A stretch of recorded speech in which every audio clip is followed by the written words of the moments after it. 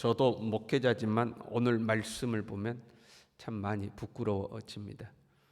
누군가가 당신이 예수님의 종이라는 증거가 무엇입니까? 라고 물은다면 뭐라고 대답을 해야 될까? 제가 신학을 공부하고 소정의 과정을 통해서 목사 안수를 받았다. 그러니까 주의 종이다. 그렇게 말하면 주의 종이 되는가? 그렇지 않죠. 제가 이런 말을 할 수 있는 처지는 아닌 것 같지만, 왜냐하면 저도 많이 부족하니까 요즘 좋은 목회자, 주의 종다운 주의 종을 찾아보기가 참 쉽지가 않은 시대인 것 같습니다. 가만 보면 이제 후배 목회자들, 또 이제 신학을 공부하는 사람들을 보면 젊어서부터 좀 더 좋은 조건을 찾죠. 좋은 조건이란 사역은 편하고 사례는 많고, 최고의 교회입니다. 그러면 사역은 많지 않고 쉽고 편하고 대신 사례는 많이 주고, 그러니까 젊어서부터 이제 그런 것을 찾는 거죠. 그러니까 내가 어떤 사역지를 정할 때에 하나님의 인도를 구해야 되는 거거든요. 그렇잖아요. 그 좋다 안 좋다, 뭐 대우를 어떻게 한다, 뭐 이런 걸 떠나서 하나님이 나를 이곳으로 인도하고 계시는가에 대한 확신이 있어야 되는데, 그런 어떤 하나님의 인도를 구하지 않는 것 같아요.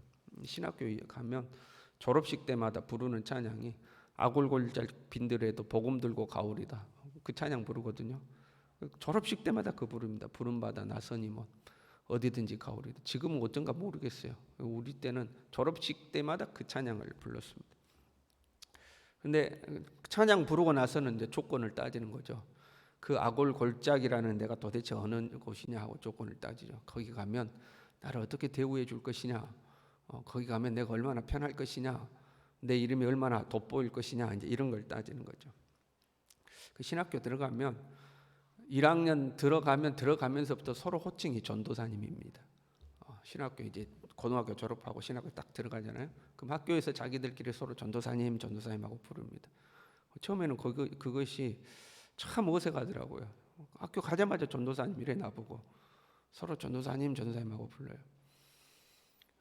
그러니까 그때부터 전도사님 부르면 거기에 익숙해져 가지고 이게 내가 뭐가 좀 된 것처럼 우쭐한 마음이 듭니다. 그래서 교회 가서 나를 좀 서운하게 대하면 내가 주의 종인데 나한테 이럴 수 있어, 이제 이런 생각이 들기가 쉽거든요.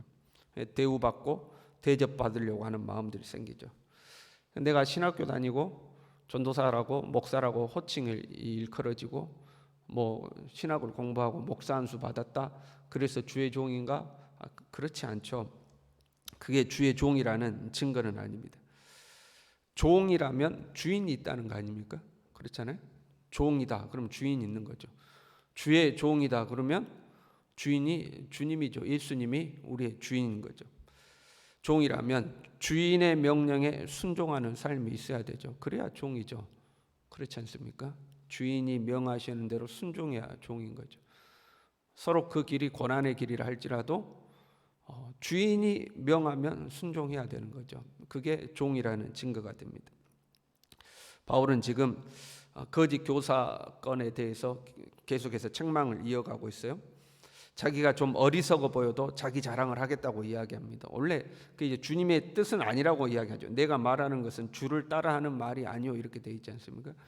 그러니까 주님이 원하시는 것은 아니다 하는 거예요. 그럼에도 불구하고 내가 내 자랑 좀 하겠다. 그 자랑하는 것이 참으로 지혜 없고 어리석은 것인데 그럼에도 내 자랑을 좀 하겠다 하는 거죠. 왜요? 고린도 교인들이 이 거짓 교사가 자아자찬하고 자기 자랑하고, 그런데 미혹당해 있으니까 그들이 그렇게 자기 자랑하냐, 나도 좀 자랑해 보겠다 하는 거죠. 원래 바울은 그리스도의 십자가에는 자랑하지 않겠다, 모든 것을 다 배설물처럼 여겼다 그랬는데, 내가 좀 이렇게 하는 건 멍청해 보이진 하지만 나도 좀 하겠다 하고 이제 자기 자랑을 하는 거죠. 그들이 히브리인이냐? 나도 그렇다. 이스라엘인이냐? 나도 그렇다. 아브라함 후손이냐? 나도 그렇다.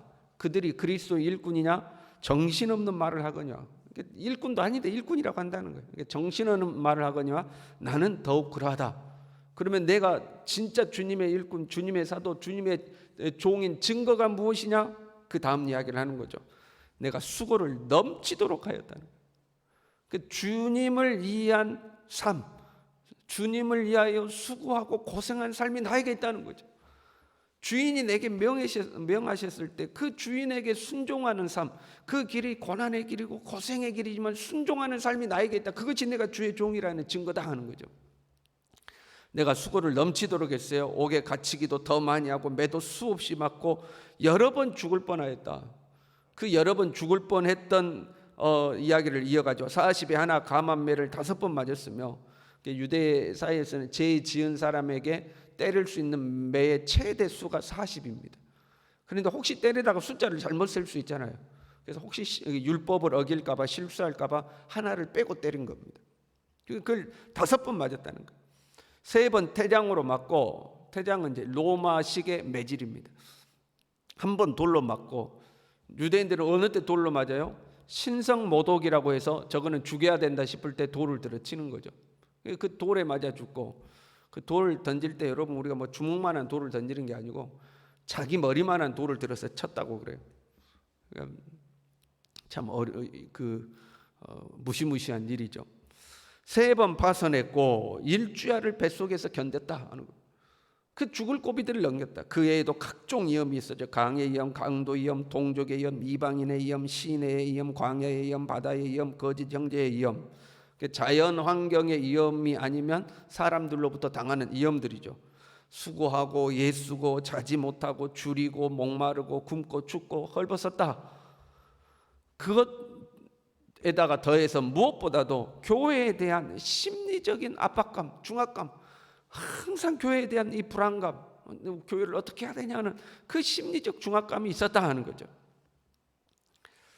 말씀을 전하지만 이 사도 바울의 고백에 비춰보면 참 부끄럽습니다. 우리는 주님으로부터 평안을 원하고 형통하기를 원하죠. 내 삶이 평안하기를, 내 삶이 형통하기를.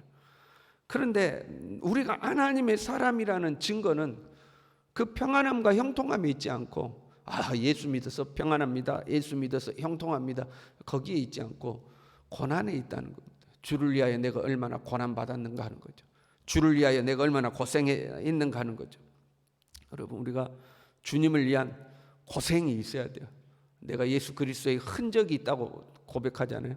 그 고생한 흔적이 있어야 돼요. 편하게 신앙생활 하려고 하면 안 됩니다. 지금 내가 주님을 위해 고생하는 것이 있어야 돼요. 목사는 목사로서 고생해야 되고, 장로는 장로로서 고생해야 되고, 권사와 집사는 각각 직분에 맞게 고생해야 돼요. 직분은 있으나 고생은 없어요. 직분은 있고 대우만 받으려고 그래요. 그럼 그 가짜라는 거죠. 고생하지 않으니까. 우리가 가짜가 돼서는 안 되겠죠. 근데 이처럼 고생하고 헌신하고 죽을 고비를 넘기고 정말 주를 위하여 살아온 이 바울은 배척하고 거짓 이 사도들, 거짓 교사들은 영접한 거예요. 희한하죠? 거짓 교사는요, 20절에 바울이 이렇게 이야기합니다. 너희를 종으로 삼거나, 여기서 종으로 삼는다는 것은 독재하는 걸 말해요. 그 거짓 교사들이 그 교회에 들어와서 자기들이 이제 독재를 하는 거죠. 잡아먹거나 탐욕스러움을 말해요. 빼앗거나 약탈했어요. 스스로 높이거나 교만했어요. 뺨을 칠지라도 폭력적이었어요. 그런데 너희가 용납하는도다. 억압적이고 고압적이고 양의 탈을 쓴 이리와 같은 모습인데도 그들이 용납했다는 거예요. 간혹 보면 교회에도 이런 목회자가 존재하죠. 아주 그 목회자가 그냥 모든 것을 자기의 손에 쥐고 쥐락펴락하고 조금 잘못하면 막 호되게 뭐라고 그러고 그런 목회자가 간혹 존재하죠. 그 목회자가 권위를 갖는 것은요, 교회의 지도자가 지도자로서 권위를 갖는 것은 하나님의 말씀을 가르치기 때문에 그렇습니다. 하나님의 말씀이 권위가 있는 거지 그 한 개인이 권위가 있는 것은 아니죠. 그가 하나님의 말씀을 가르치고 하나님의 뜻을 선포하기 때문에 권위가 있는 거죠. 그런데 그 직분을 통해서 자신의 편안함을 추구합니다. 자신의 탐욕을 채우려고 합니다. 자기의 어떤 자존심과 명예를 높이려고 합니다. 그러면서 성도들은 억압하죠. 그럼 그건 가짜라고 봐야 되겠죠. 하나님이 기뻐하시는 모습이 아니지 않습니까? 그 목회자만 그러느냐? 어떤 교회는 장로가 그런 장로가 있어요. 그래서 그 장로 말이 하나 말이면 뭐 교회가 이리 움직였다가 저리 움직였다가 목회자보다도 막 장로가 소위 파워가 더 세죠. 그래서 그 장로 마음을 상하게 하면 이제 큰일 나는 거예요. 어떻게 해서든지 비위를 맞춰야 되고 어떤 교회는 권사가 그런 권사가 하나 있어요. 터줏대감 같은 권사가 하나 있죠. 그래가지고 당회에서 결정돼도 그 권사 마음에 안 맞으면 안 되는 교회가 있어요. 권사가 교회를 막 좌지우지하는 그런 권사가 있죠. 그런 모습이죠. 지금 거짓 교사의 모습이 그런 모습이죠. 주를 위해 헌신하고 고생하는 바울은 배척하고, 정말로 자신들을 이해하고 자신들을 위해서 희생하고 자신들을 위해서 기도하고 자신들에게 말씀을 전하고 그러면서 춥고 굶주리고 배고프고 헐벗고 오히려 가난한 교회에서 후원한 후원금을 오히려 그 교회에다 갖다 쏟아붓고, 그런 바울은 배척해버리고 자기들을 억압하고 자기 것들을 탈취하고 자기 것들을 빼앗아가고, 그런 거짓 교사들은 어떻게 용납했을까 하는 거죠. 바울이 이 거짓 교사들을 이렇게 표현했지만 사실 거짓 교사들은 광명의 천사로 다가왔죠. 앞에 말씀에 그렇게 나왔었잖아요. 사탄도 광명한 천사로 나오는데 이 거짓 교사들도 사탄의 일꾼으로서 자기를 의의 일꾼으로 가장하고 나타난다 이렇게 되어 있죠. 드러내놓고 막 억압하고 폭력을 쓰고 빼앗는 게 아니죠. 앞에서는 잘해주는 것 같은데 시간 지나고 결과적으로 보면 어느덧 내 것 다 가져가는 거죠. 광명의 천사로 나타나는 겁니다. 어떻게 해야 되는가? 주님은 마지막 때가 가까울수록 가짜가 나타날 것을 경고하셨어요. 거짓 선지자들이 처처해서 일어날 것이다. 그러므로 너희는 깨어 있으라 말씀하셨죠. 우리가 깨어 있어야죠. 지금도 도처에 이상한 직분자들, 이상한 지도자들, 이상한 예수 믿는 사람들이 도처에 있죠. 그런데 놀라운 것은 그들을 추종하는 사람들도 많다는 거예요. 왜요? 어제 우리가 말씀 나눴죠. 자기가 듣고 싶은 말에만 귀를 기울이는 거죠. 하나님 앞에 옳으냐 그러냐가 아니고 내 가려운 길을 긁어주느냐 긁어주지 않느냐 거기를 쫓아다니는 거죠. 그러니까 이상한데 쫓아다니는 거죠. 내가 듣고 싶은 것만 쫓아가면 안 돼요.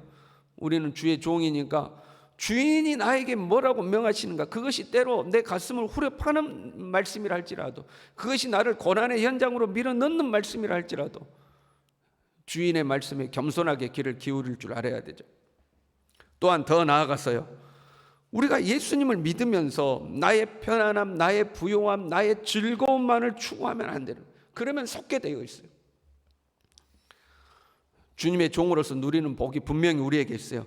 그러나 그것보다 앞서서 주님 말씀하시면 순종하겠다고, 그것이 무엇이든지 순종하겠다고, 그 길이 고난의 길이라 할지라도 순종하겠다는 우리의 마음 자세가 있어야 하는 거죠. 종이니까 주인이 명하시는 일에 순종하는 것은 당연한 것 아니겠습니까? 그 마음 자세가 있어야 세상에 속지 않고 사탄에 속지 않고 거짓 지도자들에게 속지 않게 되는 거죠.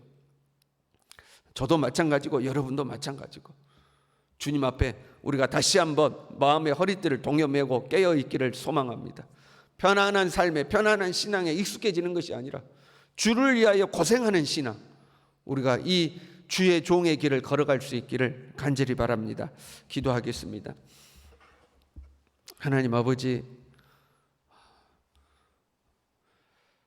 주님을 믿고 예수님을 믿고 우리의 삶이 평안하고 복되고 형통하기만을 바라지 않도록 주님이 명하시면 그 어떤 것이라도 순종하고 그 어떤 길이라도 걸어가겠다는 우리의 마음의 자세를, 우리의 각오를 잃어버리지 않도록 주님 우리 모두를 붙들어 주시옵소서. 내가 주의 종이라는 증거가 무엇인가 물을 때에 하나님 참으로 부끄러운 모습으로 서게 됩니다. 주님이 이 새벽 우리의 마음을 다시 한번 새롭게 해주셔서 내가 주를 위하여 헌신하며 주를 위하여 고생하고 주를 위하여 살아가는 삶이 우리의 증거로 남을 수 있도록, 주님 우리의 신앙이 새로워질 수 있도록 이 새벽 우리를 붙들어 주시옵소서. 예수님의 이름으로 기도 올리옵나이다. 아멘.